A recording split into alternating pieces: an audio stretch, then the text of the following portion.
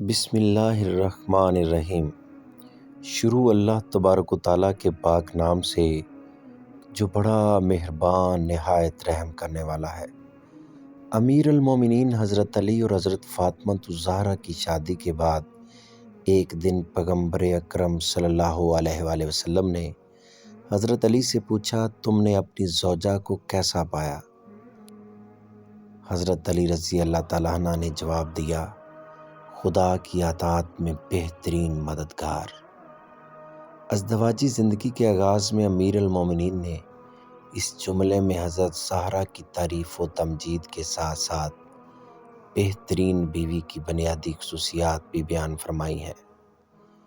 گویا امیر المومنین کی نظر میں بہترین بیوی وہ ہے جو خدا کی اطاعت اور نیکی و پرہیزگاری کی کاموں میں شوہر کی مددگار بنے۔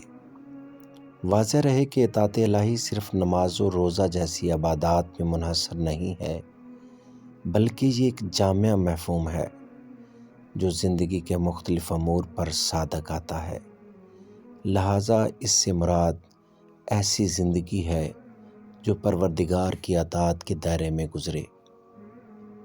پس جو بیوی پروردگار کی اطاعت میں زندگی گزارنے میں شوہر کی مددگار بنے، وہی بہترین بیوی ہے۔ کوئی عام عورت حضرت علی کے دیے ہوئے اصول کے تحت بہترین بیوی کیسے بن سکتی ہے؟ یا دوسرے لفظوں میں، کوئی بیوی اپنے شوہر کے لیے پروردگار کی اطاعت میں زندگی گزارنے میں مددگار کیسے بن سکتی ہے؟ اطاعت الہی میں بیوی کے مددگار بننے کو مختلف پہلوؤں سے دیکھا جا سکتا ہے۔